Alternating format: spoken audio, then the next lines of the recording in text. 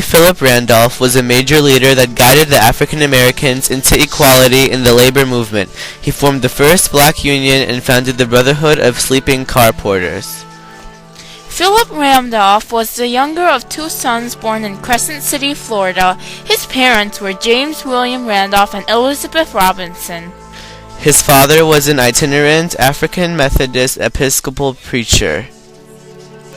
Randolph attended Cookman Institute in Jacksonville. He showed interest in public speaking, singing, drama, and literature, and graduated in 1909 at the top of his class.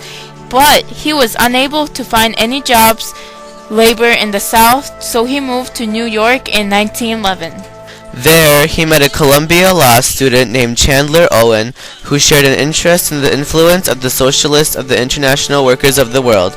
Because of this influence, him and Owen often stood on the street corner of Lenox Avenue and 135th Street, promoting the ideas of socialism and calling for blacks to join unions. Thank you. Randolph then took speech lessons, which accounted for his Oxford English speaking style, which led him to being soapbox operator, where he propagandized unionism and socialism, two of his beliefs which he adhered for the rest of his life. And finally, in 1913, he married a woman named Lucille Campbell Green, whose beauty shop earnings supported them. Randolph opposed the United States entrance into World War I, and in 1917 he began publishing The Messenger, which became a highly respected black journal with 26,000 readers. It expressed many controversial views, including criticism of black leaders for their cooperation with and reliance on white leaders. He wrote that since 99% of African Americans worked somewhere in the labor force, they logically should be part of the Socialist Party. And because of Randolph and Owen's anti-war views expressed in The Messenger, they were both jailed from 1914 to 1918 during World War I. Then, with declining socialist support for The Messenger, Randolph became more conservative. Later, Randolph was invited to organize the Pullman Company Railroad Porters, a group of porters about trade unions who assisted railroad passengers with luggage, provide food service, and other conveniences for the travelers. In a short while later, they asked him to create a union for them, which he accepted. He created his famous Brotherhood of Sleeping Car Porters. Randolph proved skillful with working with various groups of people and followed through with his leadership. And in 1928, they joined the American Federation of Labor, a federation of labor unions representing various types of skilled craftspeople.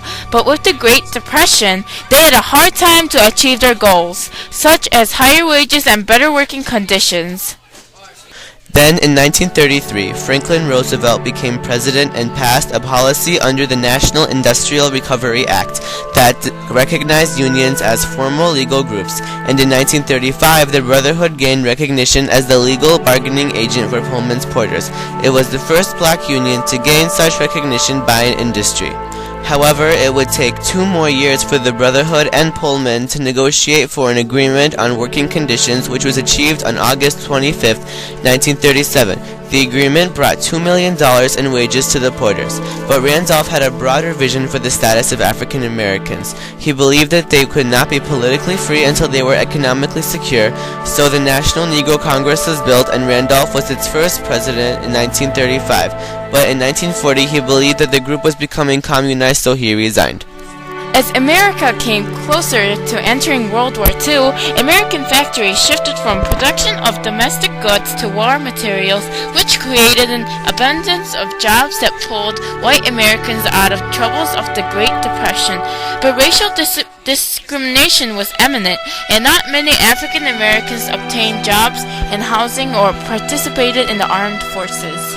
In response to this lack of employment in the defense industries, Randolph organized a coalition of black organizations to march on Washington, D.C., which was scheduled for July 1, 1941. Roosevelt tried to convince Randolph to cancel the march, but Randolph responded to blacks receiving their economic opportunities.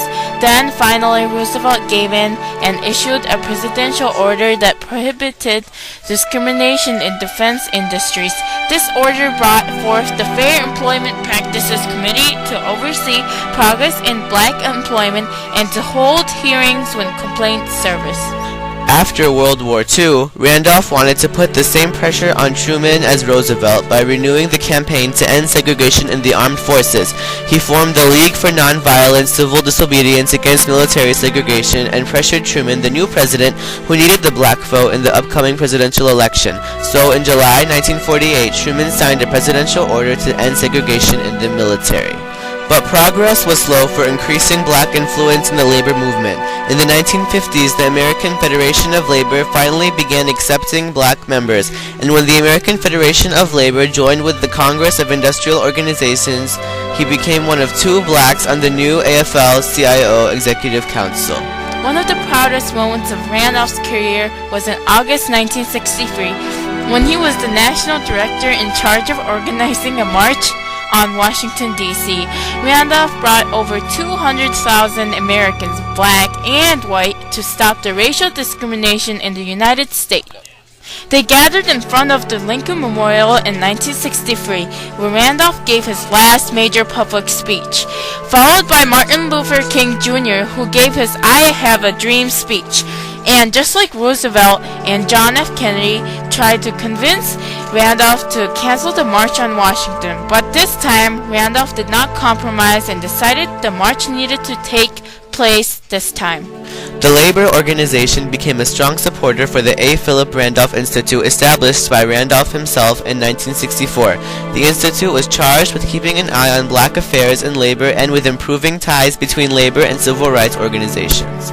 Randolph died at age 90 in New York City in May 1979 with an honorary degree from Harvard University in 1971, and in 1989 Randolph was remembered on a stamp for Black Heritage Month by the U.S. Postal Service. Randolph reached his goal, and the labor organization and the military establishment were finally integrated.